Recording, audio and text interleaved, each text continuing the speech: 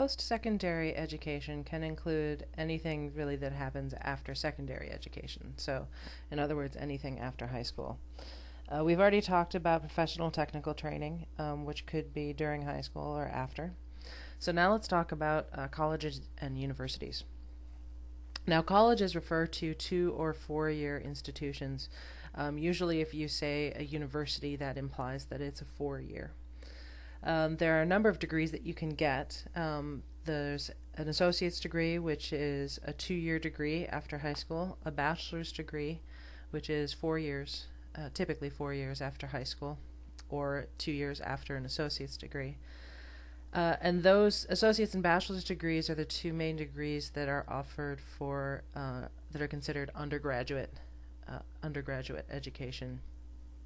And then we have postgraduate education, which includes master's degrees, which is 1 or 2 years, typically 1 or 2 years after a bachelor's, a PhD, or a doctorate, or a doctor of philosophy, which is 3 to 7 years after a bachelor's degree, and that could include a master's degree, but sometimes it doesn't. It goes directly to a PhD. And then there are professional degrees such as medical degrees, law, and certified public accountants, CPAs. Okay, let's talk about tuition. Just like public education is cheaper than private. However, the U.S. government does not pay for a college education, so students and their families have to pay for their own, but there is financial aid available, there are scholarships, there are loans, there are many different ways to pay for school if you're interested in it. In the U.S., there are about 600 public institutions and 1,700 private. Of course, public is a lot cheaper than private, and public education in the state of residence, so where you live, is much cheaper than if you move to another state. And it's much cheaper if you are a resident of the United States rather than an international student. The goals for the students who attend colleges and universities, it varies, of course, but typically these are jobs that are called white collar, which means white collar meaning the white button-down shirt with a tie. So it implies that they're professional jobs, which are the majority of the degrees that you can get, but not all. The years in bachelor's degrees are referred to as in high school. First year is a freshman year, the second year is sophomore, the third year is a junior year, and the third year is junior year, and the fourth year is the senior year. Now, the admissions is if you apply directly to the college or university after high school, you have to send in your grades and your transcripts, which is a list of all the grades and classes that you've taken. You have to send in your standardized test scores, which include tests like SATs, ACTs, and the TOEFL, which is the test of English as a foreign language.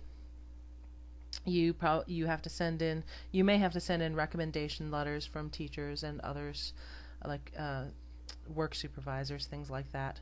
You may have to send in an essay of a personal nature. You may also have to do an interview. It depends on the college. And they also look at what extracurricular activities that you've had, such as clubs or volunteering or sports, student government, if you've worked for the newspaper, etc. You may also be admitted to a university if you're transferring from a community college.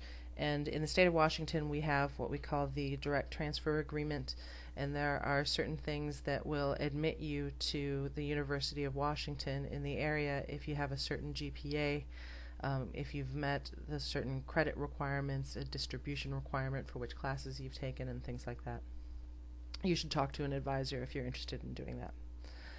The life of a college student, of a university student, is the class sizes. They tend to be large at the beginning. So in freshman and sophomore year, you might have large lectures, such as 200 or 300 people, and then 3 times a week, and then once or twice a week, you might have a discussion, which is a smaller group. Sometimes it's 50 people. You might have a laboratory, which is 25 to 30 people. It depends on the size of the college.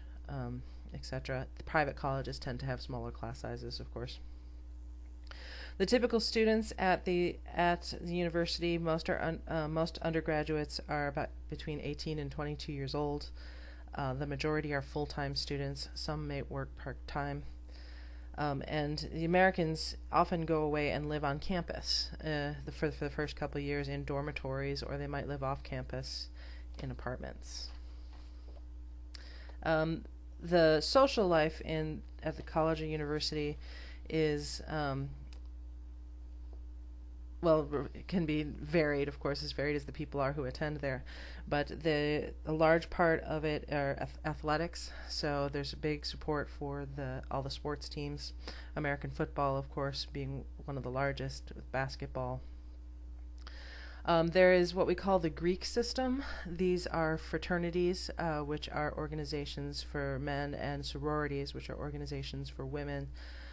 They are identified by Greek letters, and they do basically, it's a way for people to form a family away from home, and so it's a connection that spans the country and throughout people's lives. But these are often seen as party organizations as well. College in the United States is often seen as a big time to party in the United States, as well as get a good education.